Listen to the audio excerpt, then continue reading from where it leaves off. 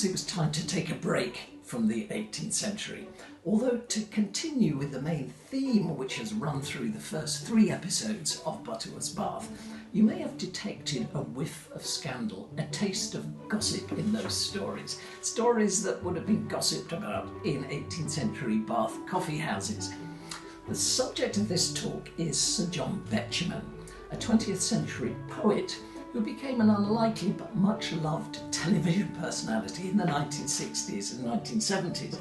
He's not terribly well known in America. In fact, most Americans I ask have never even heard of him. But for Brits of a certain age, my age, he was a national treasure. The nation's teddy bear, warm, cuddly, avuncular, comforting in the sort of nostalgic way he looked at the world. He was that rare phenomenon, a poet who sold literally millions of books. His collected poems, first published in 1958, has sold over 2 million copies. He was Poet Laureate from 1972 until his death in 1984, a post that was held in the 19th century by poets such as Wordsworth and Tennyson. He's sometimes dismissed as a poet of rather sort of whimsical, light verse. But it's interesting that not only was he hugely popular with the public, but also highly regarded by so-called serious poets such as W.H. Auden and Philip Larkin. So why include Betjeman in this pantheon of gossip? Well, despite being the nation's teddy bear, he was a serious philanderer all his life. He was falling in love with people left, right and centre. Mostly women, but occasionally men. Sometimes these relationships were unconsummated crushes, but frequently they developed into full-blown affairs. One in Bath, as we shall see. Now, some brief biographical details. Betjeman was born in London in 1906. He went to a posh private school, Marlborough College, and then to Magdalen College, Oxford, to read English. One of his tutors there was C.S. Lewis, who thought Betjeman was an idle prig. I think the animosity was probably mutual.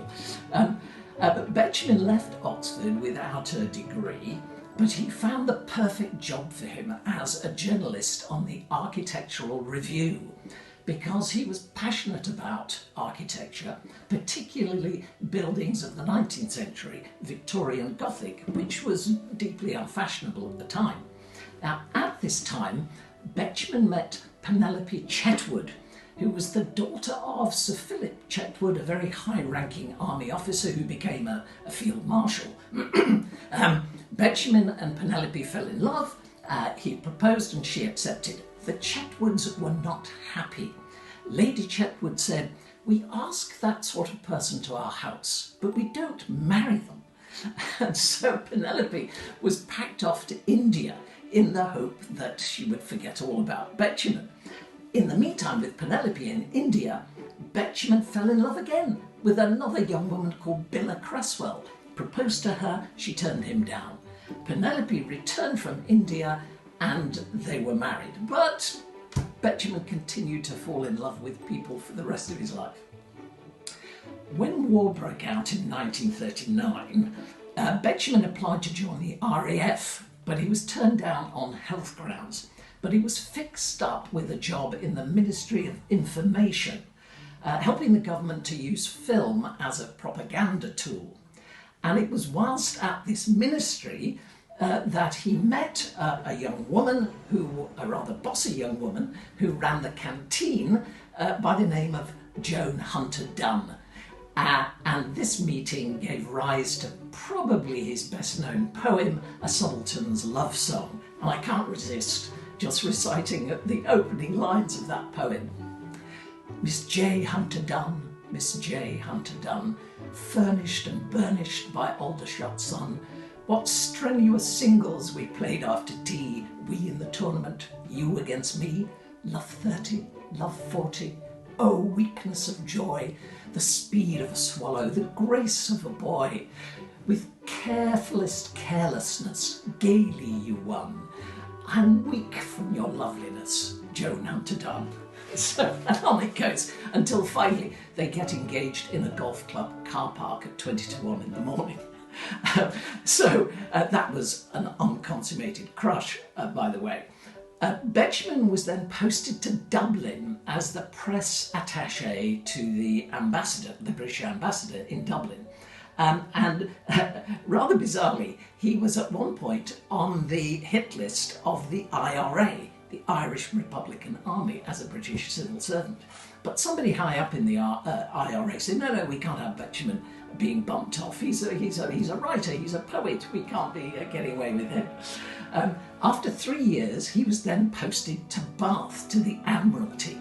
Now, at the beginning of the war, lots of personnel were redeployed out of London to Bath, as it was a safer place to be, and 3 large sites were built, and various hotels were requisitioned, including the Empire Hotel, that massive pile on Grand Parade that looks over the river. And it was in the Empire Hotel that Betjeman had his office. One day he went off to Bristol to make a programme for the BBC, and he met Alice Jennings. Alice Jennings was married, but her husband was away in the war, and they got on rather well. And as a result of that relationship, another fine poem was written by Betjeman. It's called In a Bath Tea Shop. Let us not speak of the love we bear one another. Let us hold hands and look. She, such a very ordinary little woman. He, such a thumping crook. But both for a moment, little lower than the angels in the tea shop's ingle nook. Well, I think that has to be Sally Lunn's. I only know of one Bath tea shop with an ingle nook fireplace, and that is Sally Lunn's. Several years later, Alice Jennings was interviewed about her affair with Betjeman, and she said, oh, it was all lovely and gorgeous and funny. We used to meet in Bath tea shops. When John wrote In a Bath Tea Shop, I said to him, you might be a thumping crook, but I'm not a very ordinary little woman. And he said, oh, no, dear. No, I wasn't describing us. I was observing another couple in the tea shop. Yes, right. So, but actually, Betjeman and Alice Jennings stayed friends for the rest of his life, and he corresponded with her and so on. In 1951, he met Lady Elizabeth Cavendish, who was the sister of the Duke of Devonshire and a lady-in-waiting to Princess Margaret. They soon became lovers, and in fact Betjeman lived with her for the last 30 years of his life. His wife Penelope put up with this arrangement, and rather interestingly the press made no mention of it until after he died in 1984. I'm not sure that would happen these days. As well as his volumes of poetry, Betjeman also published several books on architecture in the 60s and 70s, as well as developing this unlikely career as a television personality. He became one of the most well-known faces in the country. Round, chubby, wistful, often lit with a charming and disarming laugh. Steam railways and old churches were among his favourite subjects. He was a founder member of the Victorian Society, an organisation set up to protest against the demolition of 19th century buildings that was going on all over the country in the years after the Second World War. Perhaps one of Betjeman's greatest achievements was to prevent the demolition of St Pancras Station in London. It's almost inconceivable to think now that they were planning to demolish this beautiful Gothic Victorian building. And Betjeman played a great part in saving this building, which is now the terminus, of course, for the Eurostar. And there is a marvellous statue of Betjeman, fittingly, in the refurbished St Pancras Station. He's looking up at the roof and he's holding onto his hat to stop it from blowing away. So it's not surprising that when Betjeman was in Bath, he should develop an appreciation and a love of the city and its architecture. It's difficult to appreciate now how much development was going on in Bath in the post-war years. The bomb sites from the bombing raids, the Baedeker raids on Bath in 1942. They were going on, being redeveloped, and that fuelled a demand for further modernisation in Bath. And so hundreds of minor Georgian buildings were demolished. Not the great Georgian houses, but artisan working class houses. And the campaign against this civic vandalism reached a peak with the publication of this book in 1973, The Sack of Bath by Adam Ferguson, who was a journalist on the Times. And it says on the cover, some introductory rhymes by Sir John Betjeman. And he's based this little poem on an 18th century poem by Christopher Anstey called The New Bath Guide. And this is the newest Bath Guide. And in the first part of the poem, Betjeman talks about Bath in the 18th century, the hoary old abbey and the gallant assemblies. And then he's comparing that with Bath in the 20th century in a rather sarcastic tone. In those days, of course, there was not so much taste, but now there's so much it has all run to waste in working out methods of cutting down cost so that mouldings, proportion and texture are lost in a uniform nothingness. This I first find in the terrible tech with its pointed behind.